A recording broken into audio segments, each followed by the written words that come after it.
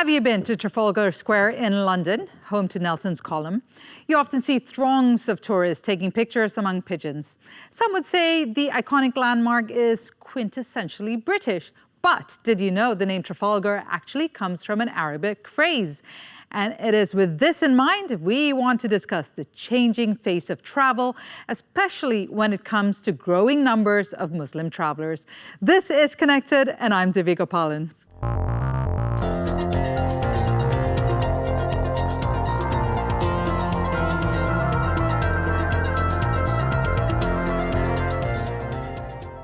For a tour of the halal economy and Muslim-friendly travel, we are joined by Fazal Bahardeen. He's the founder of CrescentRating, the authority rating system on the global Muslim travel market. And AbdulMaalik Tailor, the founder of Halal Tourism Britain, who's also the first Muslim-certified tourist guide in the UK. Thank you very much for joining us. Great to have you on the program. I'm going to start with you, Fazal.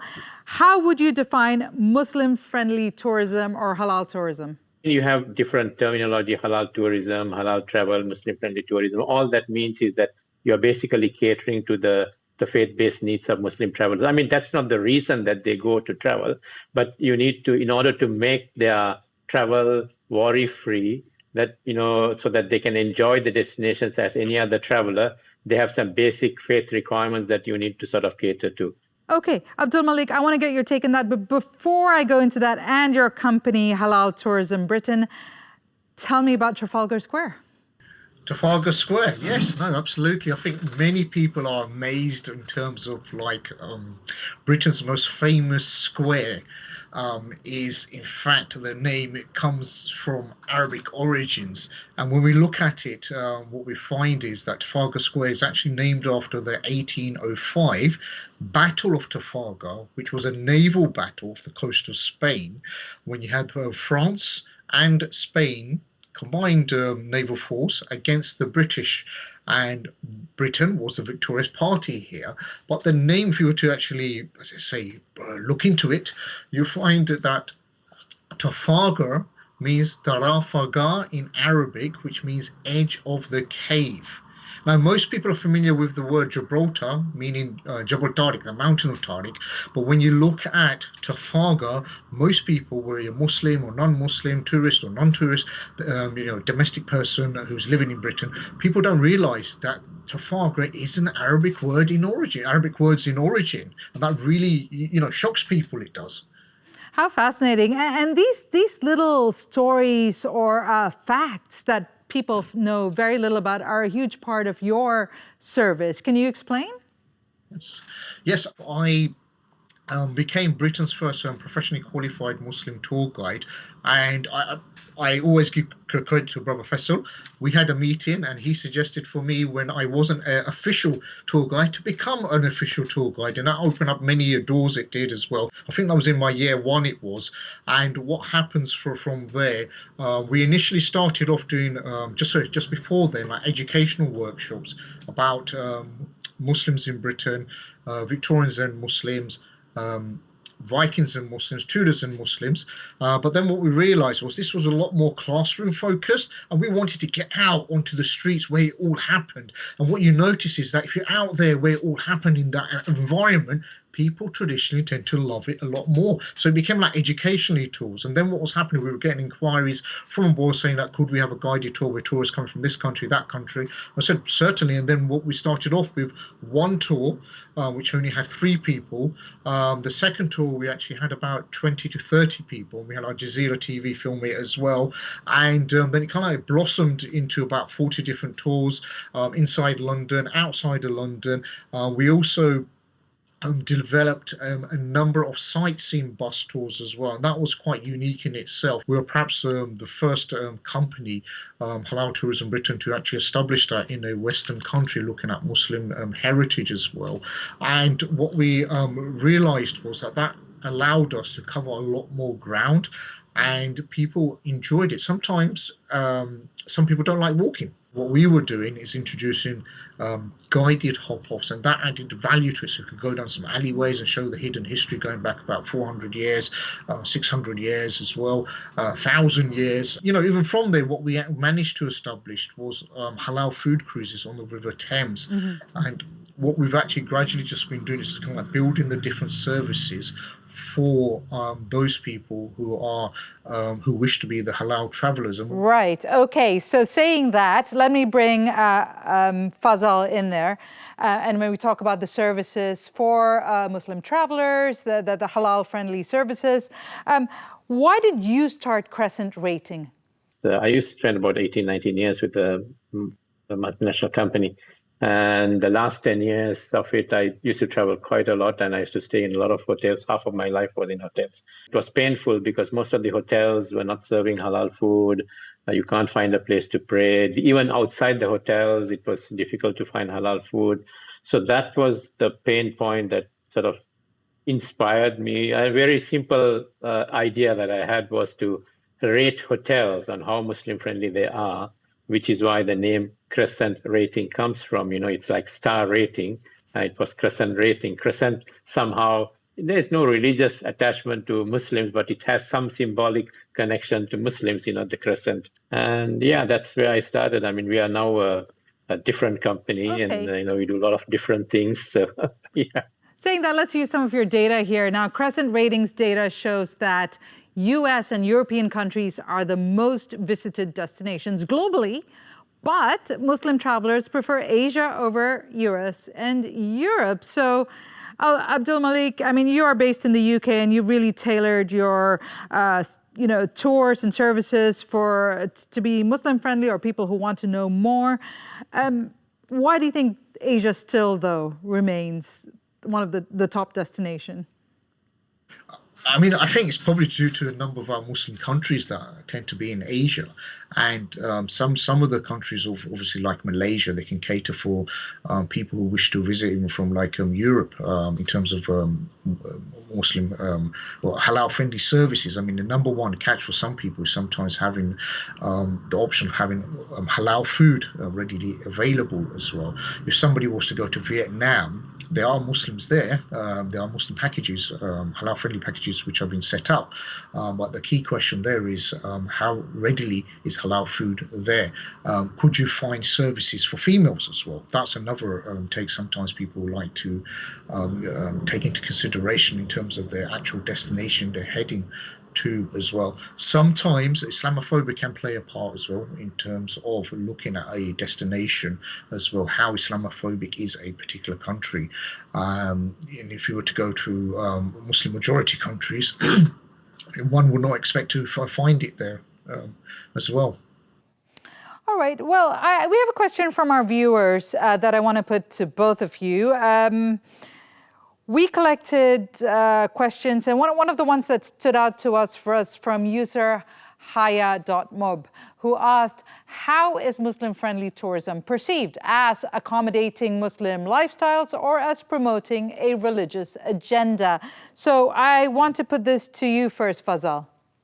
No, I think it's absolutely not. No, it's not a religious agenda. I mean, it's basically, I would say it's marketing 101. Basically, if you want a certain set of travelers to come to your destinations, you really need to provide them what they are looking for.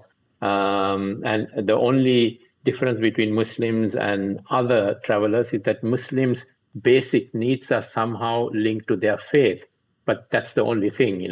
Other than that, they're not going to London to find the best places to pray or, best beaches that I could read my Quran or something. They're going to London to do every other traveler wants to do. Go with AbdulMaalik on a trail or something. So yeah, I think it's really. I think sometimes the terminology probably gives a different perception, but it's really about making sure that you take away their worries, right, so that they can enjoy like any other traveler. Okay, I'd like to bring AbdulMaalik in on this because I'd imagine this is a question you would get quite often. Yeah. I mean, that's something I can fully echo what Fazal has actually said. I mean, by way of example, we have like Westfield shopping centre, two of them in London. And the local Muslim community did actually have a meeting with the developers when they, just before they started, and said that are you going to have a multi-faith room? So keep a multi-faith room. Muslims will probably be the most who will probably use it, and that was because if you're not going to have a prayer room on site, that would mean the Muslims would actually leave the shopping place and go to a local prayer place, a mosque off site, and therefore that raises the question: would they return back to the shopping centre as well? And that's if you've got it in house and you've taken care of it, and you've got your halal eateries as well, then obviously that means you're keeping, as I say, that customer on site, and that's where what we've seen on a number of shopping centres now having prayer facilities on sites. Then there's no question there's definitely halal eateries on site as well. But just to slightly elaborate upon definitions, and I think there is this part in terms of what's seen as religious tourism, but this is something, once again, I would say religious tourism in terms of what would be seen as the place in Saudi Arabia we do Umrah and Hajj. Outside of there, I would actually argue that there are places of interest, not necessarily religious ones, because they can only be the ones in terms of the Hajj and Umrah, but it would be the part that relates to maybe some form of Muslim heritage. I don't use the term Muslim friendly. I like to use more halal friendly, because that would be more inclusive even to non-Muslims. And by way of example, like 30% of the people who book up with us are non-Muslims. And if we were to visit a mosque, they would, take off all their shoes. They would conform, abide by the clothing requirement. They have no problems whatsoever. Right. And this is something similar that one would find in mosque where public can attend as well. It's open to everybody, but they're not necessarily Muslim. Okay, I want to bring it back to a point we started off with at the beginning of the show, and that's the idea of the changing face of travel. And again, we're going to get some data from you, from Crescent Ratings there. Last year, Crescent Ratings projected significant growth in the global Muslim population. Now, over the next 10 years, the number of Muslims is expected to rise from 2.21 billion to 2.47, which means nearly that 1 in 5 people will be Muslim by 2034. Now, this is the interesting part here. It's the Muslim population growth is predicted to outpace other demographics, which means half of the global population increase is expected to come from the Muslim community. So that signals an emergence of youthful, tech-savvy, and economically active Muslim market, which means that we're going to get a lot more younger travelers there, Fazal. So in that sense, how would you say Gen Z and millennials and that young, burgeoning, savvy population is looking for in travel? What are their demands and expectations? Yeah, I think that's good question, good point as well. I think this is what we have been telling. I think we have identified basically three segments that will sort of change or at least take the narrative of halal tourism or Muslim tourism forward. One is Gen Zs. The second is Muslim female travelers, and the third is the millennial travelers. So Gen Zs, especially Gen Zs, Gen Zs, you talk to the Gen Zs, they are a lot more interested in discovering non-Muslim destinations. They really want to, they want to discover, like Taiwan, Hong Kong. They want to be adventurous. I mean, that's, young people, and all are adventurous. We are not in that age group, so we are less adventurous. Yeah, they want to be adventurous. But what's unique about Gen Zs, I think, is that they're not as demanding as millennials maybe, or an older generation. If you don't provide them halal food, they'll find other alternatives. And I keep saying this, to cater to the Gen Zs, it is not only important that you have a halal restaurant in the destination, but you have to be discoverable online, because if you're not online and somebody has not talked about the restaurant on TikTok or Instagram, you don't exist. Okay, I'm going to bring AbdulMaalik here in here and just ask you about the experiences you're having with the younger generation of travelers who, again, like Fazal was saying, are a lot more tech savvy, and then the fact that I believe you're seeing more female travelers, especially solo female travelers. Is that is that a trend that you're seeing, and then you feel like it's changing the face of how you're, I guess, providing the experience, the travel experience? Yes, I would definitely say so. And to be honest, most of the people who book up with us are females. But what we realized on the Heritage Tour, we had a lack of female content when we had, and that was no fault of our own. We just couldn't find them, or others weren't prepared to take part in the interview, so we could cover them. But that's what kind of like really forced us to create a specific tour with regards to Muslim women. It was only 2 Sundays ago where we launched a celebrating Muslim women of Britain sightseeing bus tour, and that went down quite well. It's been shared on TikTok, staying with that on social media platforms so many times. It's had over 70,000 views. That shows you that that younger generation really want to experience what is available in Britain at the moment. And what you'll find is when it comes to that younger the Generation Z, basically, is that because of what's available on the different platforms and technology, they can perhaps locate their own food themselves via social media, via TripAdvisor recommendation, etc. What we're generally finding is that younger generation, they've all got it planned. It's they're tech savvy much more than any of us are. Yeah.